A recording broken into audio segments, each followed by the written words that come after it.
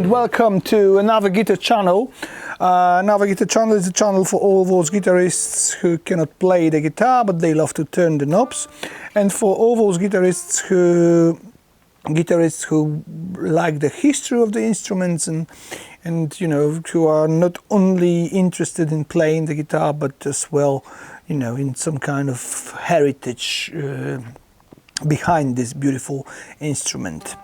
Probably not all of you know, but Leo Fender, when he sold his company, Fender Company, to Columbia Broadcasting Services, he couldn't make the guitars or be involved in any guitar brand for I think 10 years. But to be honest with you, he wasn't very good boy. Because before he finished that contract, and before the time that he couldn't make any company related with the guitars finished, he was involved in the company called Music Man. First he was like a silent advisor, and then when the contract, you know, finished with CBS, he was like the, you know, CEO of the company. So he was a naughty boy, I could say. But because he was involved in those guitars, of course, those guitars made under the name Music Man were implementing some of the ideas he had before. So Stratocasters and Telecasters mostly, and because he wanted to develop those guitars as well to be better, he put some new spice into those instruments. Those two new spice were, for example, Fulcrum Tremolo, which was based on 2 pivots, not on 6 screws like in Stratocaster, and as well the connection of the neck here, for example, is very characteristic for this kind of instruments like Music Man. Music Man wasn't his only company. He had the other one as well called GNL, and for a while he was making bodies and the guitars and the necks and everything for both of those companies. Music Man wasn't very successful at the beginning, and after a couple of years of producing guitars, they stopped making them, and the brand was like, you know, frozen somewhere, hibernated. And in middle 80s, company known from making strings mostly, but as well, for example, volume pedals. The company from America called Ernie Ball. We all know those strings. If you love them, beautiful. If you don't, it's your choice. But anyway, this company got involved in the brand called Music Man. They bought the brand and they started to make the guitars again. Of course, they used some of the patents and designs from Leo from the guitars from 70s, but as well they wasn't only cutting the coupons out, but they were as well making those lots of new, you know, like inventions, and they were like making lots of new designs. For years they were trying to avoid the budget instrument market, for God knows what reason. They wanted to stay only, you know, on the market for professional players and for people who are dentists and play the guitar for as a hobby. But after, you know, like 90s, of course, they needed to jump onto this path of guitar making. Why? 2 reasons. First of all, the market opened, and actually, you know, there was lots of space for selling. And then the second of all, there was lots of guitars which were copies of their instruments made in Asia, and they didn't like it. So they decided that first they will make the guitars called OLP, and guitars called OLP were made in Asia, I think in Vietnam or Korea, I don't remember now, and they were like officially licensed product of Music Man. When this line finished, they started making another guitars called SUB, and they wasn't that successful. Both of those instruments were very good. I had lots of them, you know, in my hands, and I've tried them a lot, so I know they were good. OLP was stopped, you know, because of the contracts, and then the sub series was not so successful. I don't know why. You know, sometimes it is like that. Even if you got a good product, you are not able to sell it, market live people.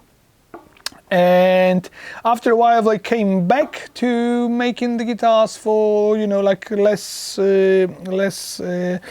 worthy clients, let's say. And they started making them by the line called Sterling by Music Man. As you can see as well, there is resemblance of you know, like sub-series as well. This particular model here is called Cutlass 30 CT30 HSS, which stays for humbucker single. We got five-way switch. Not like in Fender Stratocaster, we got only volume and only tone, so only two knobs. There is no jack socket on the body. It's normal. It's normal here. Truss rod adjustment is you know, like done here, not on the headstock. As you can see, it's very characteristic headstock, so 4x6, just like in Music Man's. Like I said, 5-way, 5 screws on the back to keep the neck attached to the body. Fulcrum type tremolo, which is a little bit different than Fender was using at the time. Fender, of course, started to use 2 pivots as well later. And then very comfortable heel to, you know, connecting the neck with the body. And maple fretboard. You can have this guitar as well with laurel fretboard, which is looking similar to rosewood. The fretboard is glued to maple neck. Like I said, it's bolt-on neck, but with nice heel here. Plastic nut. And for diecast tuner without any name on it. Guitar is made in Indonesia.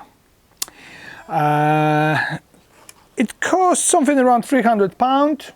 For this price, we're going into the range of more expensive Squires, maybe used Fender from Mexico, you know, and all those kind of guitars.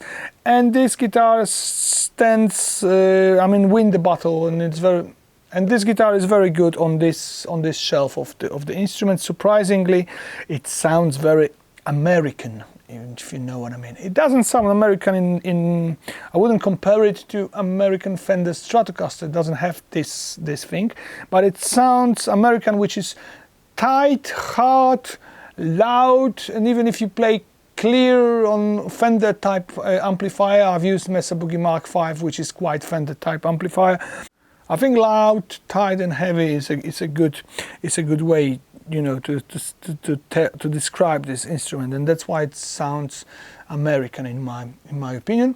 To be honest with you, I was surprised with this kind of sound, because it's not so common for this price range instrument to sound like this. You're gonna hear it on Mark V, and you will know what I'm talking about. It's for those guys who doesn't like distortion, but they like to play loud music, rocky loud music on the instrument. That's what it's for them. But because it has humbucker, of course you can play metal on it, rock music on it. You can distort it very nicely with stomp boxes or with the distorted channel of your amplifier.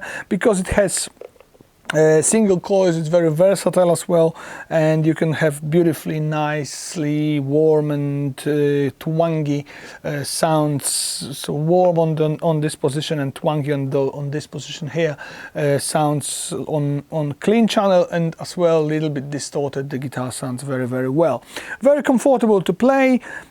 Reminding of Fender Telecaster or Fender Stratocaster, because that's what it is for. Of course, the look of it is a little bit different than the Stratocaster is, but that's like, you know, it's not the exact copy. It's like, you know, another step of what Leo Fender was trying to make. I think that's it. If you like the channel, of course you can leave the thumb up, you can leave the subscription, but you don't have to. It's up to you.